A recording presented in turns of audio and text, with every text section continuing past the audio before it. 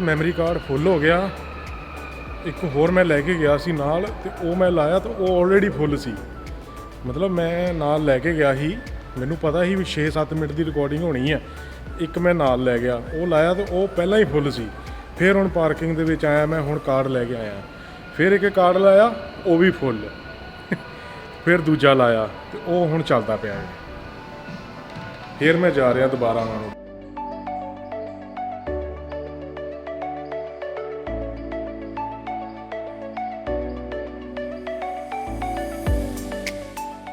मज़ा आ गया जी आके, बहुत वधिया, बहुत इंजॉय किया मैं। बड़ा इत्थे वधिया लग रहा आके ना, तो आई होप तुसी भी इंजॉय करते होवोगे। प्लीज़ जे इंजॉय किया, जे थोड़ा जिहा भी वधिया लगी वीडियो तो लाइक तो शेयर जरूर कर दिया करो, तो कॉमेंट्स करके जरूर दस्सिया करो तुहानूं वीडियो किवें दी लगी।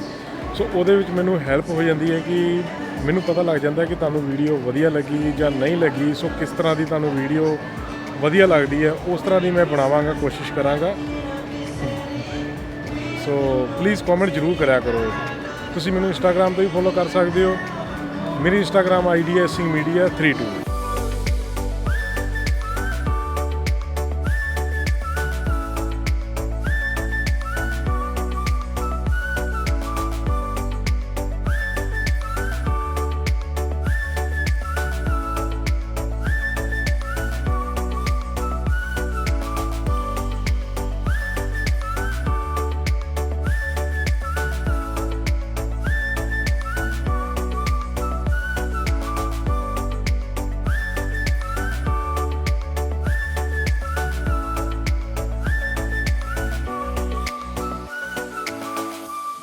बहन वास्ते इन्नियां सोहणियां सोहणियां चेयर लाइया हुई ने, सोफे टाइप सोफे लाए हुए ने। आराम नाल बह के चिल करो।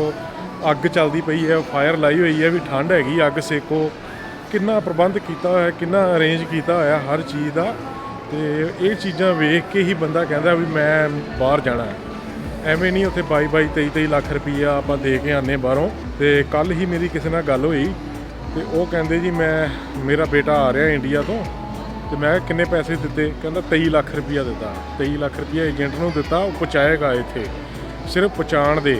बाकी अगे जो बॉन्ड जो खर्चा पैंदा हैगा इत्थों दी गौरमेंट ने, जिहड़े पुलिस वाले को फड़ लेंदे ने ना बॉर्डर ते, वो 40-40 हज़ार बॉन्ड तुहानूं पाउंदे हैं वो एक्स्ट्रा। ठीक है, 23 लाख उत्थे दे के आउंदे हैं। ये काहदे लई, किस चीज़ लई? सिर्फ इस लई कि इत्थे किन्नी सुविधा हैगी है, किन्ना इंसानियत हैगी है, किन्ना साफ सफाई, किन्ना वधिया सारा सिस्टम हैगा। सो तुसीं वेखिया ही है, कोई इहदे च डाउट है ही नहीं। तो इधर वेखो लाइटिंग कितनी जबरदस्त की हुई है।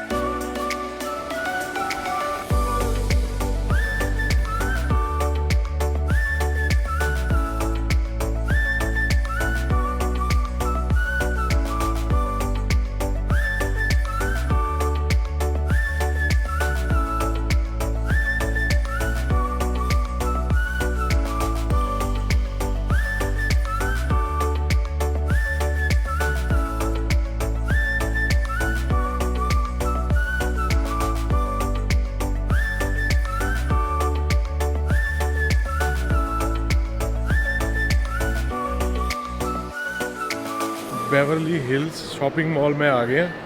ਇਹਦੀ ਪਾਰਕਿੰਗ ਇੰਨੀ ਵੱਡੀ ਸੀਗੀ 5 ਲੈਵਲ। ਇਹ ਉਸ ਮਾਲ ਤੋਂ ਵੀ ਵੱਡਾ ਸ਼ਾਪਿੰਗ ਮਾਲ ਹੈ ਜਿਹੜਾ ਪਹਿਲਾਂ ਆਪਾਂ ਦੇਖਿਆ। ਸੋ ਬਹੁਤ ਜ਼ਬਰਦਸਤ ਹੈਗਾ। ਇਹਦੀ ਨਾ ਸਟਰੀਟ ਹੈਗੀ ਆ, ਇੱਕ ਸਟਰੀਟ ਦੇ ਉੱਤੇ ਵੀ ਜਿਹੜੀਆਂ ਹੈਗੀਆਂ ਨੇ ਨਾ ਬਣੀਆਂ ਹੋਈਆਂ ਨੇ ਆਪਣੇ ਸ਼ਾਪਸ ਬਣੀਆਂ ਹੋਈਆਂ ਵੱਡੀਆਂ ਵੱਡੀਆਂ, ਉਹ ਵੀ ਵੇਖਣ ਵਾਲੀਆਂ ਨੇ। ਸੋ ਮੈਂ ਤਾਂ ਉਹ ਸਮਝ ਕੇ ਆਇਆ ਸੀ, ਬਟ ਇਹ ਮੋਲ ਹੈ, ਬੜਾ ਤਕੜਾ ਮੋਲ ਹੈ। ਚਲੋ ਵੇਖਦੇ ਹਾਂ।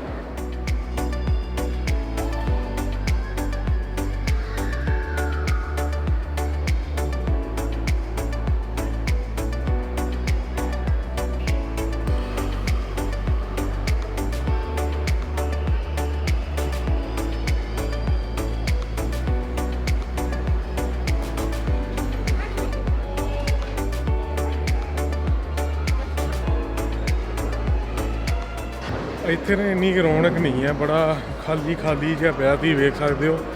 ਬਟ ਬ੍ਰਾਂਡ ਐਕਸਪ੍ਰੈਸ ਇਨ ਆ ਵੇਖੋ, ਸਾਰੇ ਬ੍ਰਾਂਡ ਵੱਡੇ ਵੱਡੇ ਬ੍ਰਾਂਡ ਜਿਹੜੇ ਹੈਗੇ ਨੇ ਨਾ, ਸਾਰੇ ਸਟੋਰ ਇੱਥੇ ਹੈਗੇ ਆ। ਤੇ ਬਟ ਇਹ ਵੀ ਖਾਲੀ ਪਿਆ ਬਹੁਤ ਜ਼ਿਆਦਾ, ਇੰਨਾ ਰਸ਼ ਨਹੀਂ ਹੈਗਾ, ਲੋਕੀ ਨਜ਼ਰ ਨਹੀਂ ਆ ਰਹੇ।